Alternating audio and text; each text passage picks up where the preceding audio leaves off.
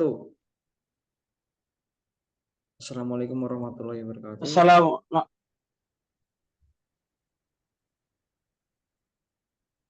Perkenalkan kami dari 15. Kami di sini ingin mempresentasikan hasil kerja kelompok kami untuk matkul data mining berikut dengan laporan EAS berjudul Exploring Survival on the Titanic. Sebelumnya perkenalkan, nama saya Krisna Yuda Prianto dengan NBI 14621000231 dan teman saya dan rekan saya Muhammad Kafid Masudi 14621000143. Di sini untuk definisi permasalahannya itu latar belakangnya itu pada tanggal 15 April 1912 RMS Titanic, kapal penumpang terbesar dan termewah pada zamannya, tenggelam mengakibatkan lebih dari 1.500 dari 2.224 penumpang dan awak kapal kehilangan nyawa. Tragedi maritim terbesar ini tidak hanya mengguncang dunia, tetapi juga mengungkapkan banyak kelemahan dalam keselamatan laut dan penanganan situasi darurat. Selama lebih dari 1 abad, tragedi Titanic telah menjadi subjek penelitian yang mendalam, memicu berbagai studi tentang faktor-faktor yang mempengaruhi kelangsungan hidup penumpang. Faktor seperti kelas tiket, kelas kelamin, usia, jumlah anggota keluarga di kapal dianggap sangat berpengaruh terhadap peluang seseorang untuk selamat. Misalnya, penumpang kelas pertama dilaporkan memiliki kemungkinan selamat yang lebih tinggi dibandingkan dengan penumpang kelas ketiga. Selain itu, wanita dan anak memiliki peluang lebih besar untuk diselamatkan dibandingkan pria dewasa, sesuai dengan prinsip wanita dan anak terlebih dahulu. Di sini kami mencoba membuat model prediksi, tidak hanya membantu memahami faktor-faktor yang mempengaruhi kelangsungan hidup penumpang Titanic, tapi juga dapat diterapkan untuk meningkatkan prosedur keselamatan maritim di masa depan. Penggunaan teknik pembelajaran mesin dalam analisis data Titanic juga menunjukkan potensi besar dalam pengambilan keputusan berbasis data di berbagai bidang, termasuk keselamatan transportasi, manajemen bencana, dan penelitian sejarah di dunia yang semakin terhubung. Dua di sini adalah identitas permasalahan. Mungkin bisa digeser ke atas, Mas Kapit. Di sini untuk identitas permasalahannya ada 3. 1, model prediksi mana yang paling tepat untuk mengimplementasikan pada data penumpang Titanic untuk memprediksi kelangsungan hidup. Sejauh mana faktor-faktor seperti kelas tiket, jenis kelamin, usia, jumlah saudara, keluarga di atas kapal, harga tiket, dan titik embarkasi mempengaruhi prediksi saudara atau keluarga hidup penumpang Titanic. 3, apakah pemilihan fitur dapat meningkatkan akurasi prediksi untuk model statistik dan pembelajaran mesin yang dipilih. Untuk 1.3, kami di sini adalah asumsi kebutuhan dan limitasi. Boleh di-share, Mas? Atasan dikit. Mas. Halo. Untuk di sini, untuk asumsi dan kebutuhannya, dataset yang digunakan ada 3, yaitu 1, dataset Train CSV. Dataset ini adalah pelatihan yang berisi informasi tentang penumpang, apakah mereka selamat atau tidak. Untuk kedua, data tes CSV. Dataset ini menguji yang berisi informasi serupa dengan Trains CSV, tapi tanpa label keberlangsungan hidup. Data yang ketiga adalah gender submission CSV. Dataset ini memberikan contoh prediksi berdasarkan gender, apakah penumpang akan selamat atau tidak untuk dataset pengujiannya. Boleh digeser lagi, Mas? Untuk nilai variabelnya di sini ada 1, ada passenger ID untuk setiap penumpang, ada basic class, kelas tiket 1, kelas tiket 2, kelas 2, 3, kelas 3. Untuk nama penumpang, di sini saya juga masukkan variabel seks, jenis kelamin, male, sama dengan laki-laki, formal sama dengan perempuan.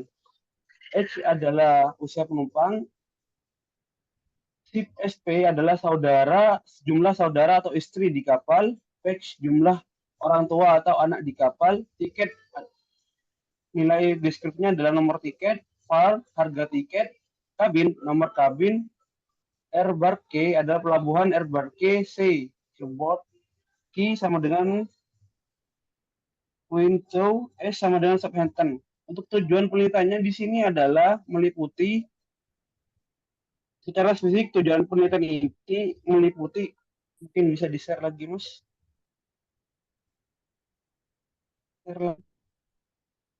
Ada 4. 1. Mengevaluasi model pembelajaran mesin yang paling sesuai untuk memprediksi keberlangsungan hidup penumpang Titanic.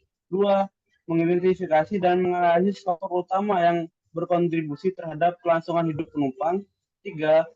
Menggunakan teknik pemilihan fitur untuk meningkatkan akurasi model prediktif dan memilih atribut yang paling relevan dari dataset yang tersedia.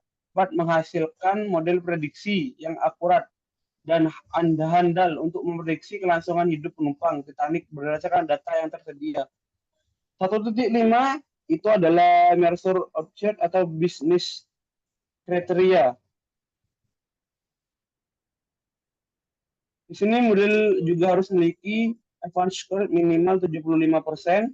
Model harus menggunakan tidak lebih dari 10 fitur yang paling relevan tanpa mengurangi akurasi prediksi. Bisa digeser lagi, Mas? Geser lagi ke atas. Terus ke bawah. Terus ke bawah. Untuk kedua, ada data understanding. Di sini data understanding masuk ke 2.1 data collection. Untuk data collection ini terdiri dari 891 baris data penumpang dengan 12 kolom informan. Kolom tersebut mencangkup passenger sebagai ID untuk setiap penumpang, surveillance yang menunjukkan apakah penumpang selamat atau tidak. 1. Penumpang selamat, tidak itu sama dengan 0. Dan P-class yang mencatat kelas tiket 1, 2, 3. Kolom 9 berisi nama penumpang. Cek mencatat jenis kelamin male atau female, laki-laki atau perempuan. Dan age menunjukkan usia penumpang meskipun hanya ada 714 entry yang lengkap. Kolom SIP SP dan page mencatat sebagai berikut. Berikut adalah kolom survei variabelnya. Ini adalah import pandas itu untuk mengimport dataset yang ada. Di sini adalah Genjer estimation itu adalah datasetnya. Trend itu mengimport dataset. Untuk print trend head itu adalah memeriksa data. Next, Mas. Ini adalah hasilnya. Untuk hasil skrip di atas. Di atas ini adalah baris data adalah dataset yang data dari dataset 2.2 atau missing event value.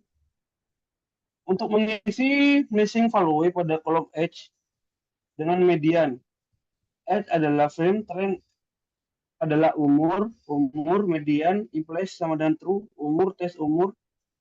Pengisian image value pada kolom embarque dengan modul embarque 0 atau 1 true. Mengisi mission value pada kolom var di tes dataset dengan median. var, tes var. Ini adalah untuk Python-nya itu ketemu 71, 17, and board, and on code. Untuk 2.3 adalah searcher engineering. Di sini adalah untuk mengetahui konversi dari kolom sex dan embarque menjadi numerik. Di sini saya mengambil dataset dari train.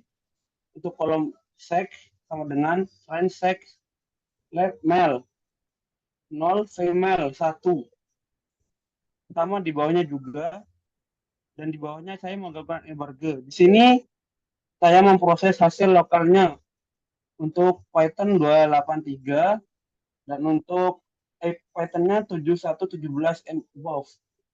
Untuk kualifikasi Kualifikasi sendiri saya mengambil 3.1 kualifikasi berdasarkan logistik regression. Kami akan melakukan kualifikasi untuk memprediksi apakah seorang penumpang akan selamat atau tidak menggunakan logistik regression. Untuk di sini saya pertama masukkan forum Excel model, terus saya import data trend dan tes sekaligus. Di sini saya menggunakan import akurasi score, classic progression report, memisahkan fitur dan target, membagi data menjadi training, testing 0.0. Hasilnya seperti ini. Penjelasannya hasil evaluasi model deskripsi untuk memprediksi perhitungan hidup penumpang teknik menunjukkan bahwa model memiliki akurasi sekitar 81%. Berikut adalah summary kinerja utama. Mungkin bisa dijelaskan oleh Mas Kapit. Ya, Mas. Berikut ini adalah metrik kinerja utama. Yang pertama, metrik sama dengan kelas 0 tidak selamat, kelas 1 selamat, dan rata-rata berimbang. Patience untuk kelas 0 adalah 83%, kelas 1 79%, dan rata-ratanya 81,9%. Rekalnya 86%, dan kelas 1 74%, dan rata-rata tertimbang 81%. F1 skor 84%, dan kelas 1 76%, 81%, dan akurasi rata-rata dari semuanya 81%. Nah, di sini nomor 4 ada regresi. Pertama, import dengan pandan speech, import 6S, dan from scalar model skeleton import scan seperti ini. Datanya seperti ini. Dan untuk hasilnya seperti ini. Retribution for VVIP, VVIP and umum kategoris. Di sini balok hijau menunjukkan untuk kelas umum yang melebihi 40 lebih, number and versionnya dari 0 dan ke 40 segini, seperti data yang ini. Penjelasan untuk grafik di atas sudah ada. Gambar ini memperlihatkan perbedaan dari yang signifikan dalam distribusi harga tiket berdasarkan kategori penumpang. Penumpang dalam kategori umum cenderung membayar harga tiket yang lebih rendah, sedangkan penumpang dengan kategori VIP, terutama VVIP, membayar tiket yang lebih tinggi. Kategori VIP menunjukkan distribusi yang lebih merata pada rentang harga tiket yang menengah hingga tinggi, sedangkan kategori VVIP memiliki sedikit penumpang dengan harga sedikit yang sangat tinggi. Yang kelima adalah analisis asosiasi. Di sini seperti biasa kami melakukan from request and import FDIS association rules untuk menyiapkan data dan menembak datanya. Datanya seperti ini, dan untuk hasilnya attendance current support, dan seperti ini hasilnya. Ini dan untuk yang keenam adalah clustering. Di sini untuk kode clusteringnya seperti ini dengan form pertama yang seperti yang tadi. Dan untuk mengeluarkan datanya kami dengan mengeluarkan key-means cluster 3, random stats 42, train cluster, key-mean Fibonacci, visually cluster reads, ya seperti itu. Hasilnya untuk clustering Titanic adalah seperti ini. Penjelasan dari grafik ini adalah, ini ada 3 warna yang menunjukkan grafik. Yang pertama warna biru kemudaan, dan ungu dan kuning.